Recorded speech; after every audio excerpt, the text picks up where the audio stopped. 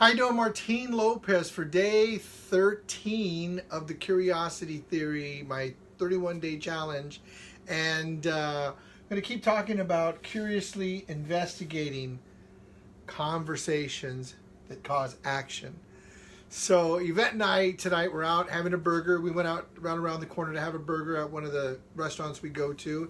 And we were sitting by the bar so we could hear what everything was going on. And I was telling Yvette about a story that happened today. I got a call from somebody that was supposed to call me a few days ago and was really apologetic and said, listen, I couldn't call you because somebody that they knew, somebody that's very dear to them in Texas, got in a bar fight and was killed. I was like, wow, that's crazy, right? I mean, you never hear about that stuff. So we're at the restaurant and I'm sharing this story with Yvette, and then at the bar there was a man that said something, and it was like something about stepping outside, and like everybody stopped, like a few people stopped and then kind of like paused and took a look, and it was like, whoa, like what's going on here, right? And then, like I said, I was just telling Yvette the story. So then the waiter, very curious, I don't know, the waiter must have taken my course or something, but he just had it, like, it was really amazing. So he very curiously stopped and looked at the guy and said, are you asking me to step outside? And then the guy says, no. I was talking to my girlfriend, and I was saying we could ask the waiter to hold our beers. Do you want to step outside? But when he was asking, he was looking at the waiter like, do you want to step outside? And the waiter's like, oh, okay. So my next question to you, the waiter says, so then my next question to you was going to be, what did we do wrong? Like, what did we do wrong here? And it's just amazing. Like, it was an amazing way to look at curiosity being used to diffuse a conversation. And made me think that, curiosity, when you curiously investigate, like the waiter was doing, curiously investigating, hey, and he was really nice. He goes, are you asking me to step outside? The way he asked was very curious. He observed that somebody was watching him. The gentleman was actually watching him and said, do you want to step outside? And then he was questioning the guy, like the little swimmer, like going under the water and going under the surface, saying, I'm curious, are you asking me to step outside? But the way he said it was really great, expressing himself, right? And then the guy was like, no. So it's really great to see curiosity being used in such a profound way, and then be able to see how the waiter was actually being curious, and then how it actually diffuses the waiter. And I thought about that too, like so many times where I've been curious, that I've actually been curious and actually diffused me and maybe some upset that I had or a trigger that I had. So not only can curiosity be used to help diffuse a situation with somebody else, but also can be used to diffuse our own triggers. So in business, oftentimes I find myself maybe talking to somebody and then they'll say something, a remark or something. So I use curiosity to investigate the remark that they're making, because my version of what they're saying and that remark may not be and may not mean the same thing it means for them. So let me give you an example of a story that happened to me this last week. So a good friend of mine, we were talking on, we were texting each other about, getting together and doing something. And one of the text messages, as I was going back and forth, I texted and I said, you're high maintenance. And then, so then he then started questioning me, like, what do you mean by that? What do you mean? Like, I pride myself on being, really clear and all this stuff. And like, what are you talking about? Well, we ended up talking today. We ended up having a conversation today.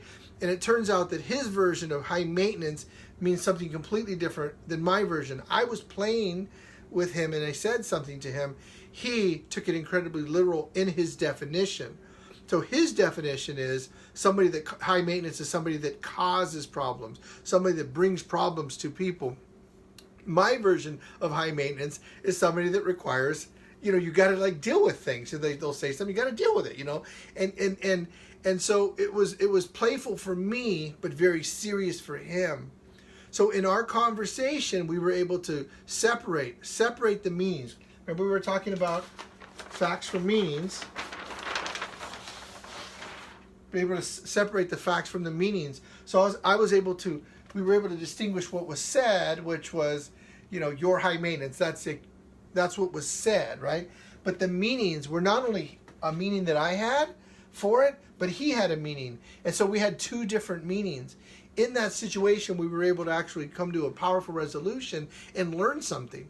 I learned something about him, and he learned something about me. He learned what I meant by it, and then I also learned from him what his life has been like and what he's had to go through. So I had a tremendous amount of empathy for the way that he puts things together to try to get clarification. So, and I told him, I said, you know what? I'm not like that. To me, I'm just kind of boom, let's go do it. But he requires a lot of clarification. So I understood that, and I actually admire that. And I told him, I really admire that part of you, that you want to get a lot of clarification. I'm not like that, but I admire that.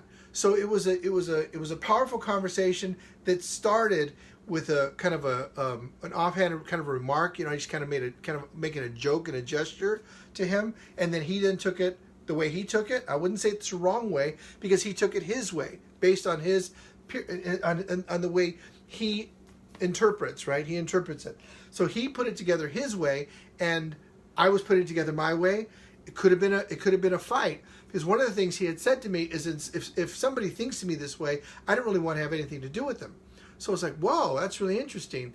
Like, my version of what I'm saying to you isn't that severe, but if his version is actually what I mean, that is very severe for him. So curiously investigating, we go back to curiously investigating what is below the surface of conversations. Investigate what we observe, and his feelings were hurt. I hurt his feelings, right?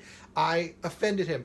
I said something that to him took him back. Wasn't meant to be, but it certainly did that.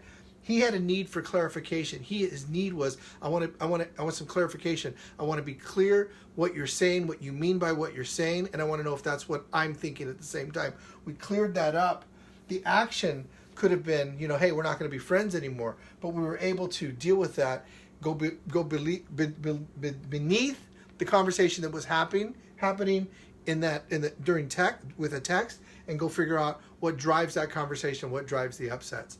So I hope this helps you in business, in your personal life, family life, all that stuff. And today, like I said, day 13 of my 31-day challenge. I'm challenging myself to do 31 videos in 31 days. So I appreciate you coming and checking out. Please like, share, comment, do all that stuff below, and share it anywhere you think that somebody can get some value. My book is called The Curiosity Theory, A Path from Conflict to Resolution. I'll put in the comments a free link if you want to download the audio. In the comments, I'll put it down, and please download the audio. If you have any questions, anything I can do for you, please reach out, let me know. Thanks a lot. Take care. Bye.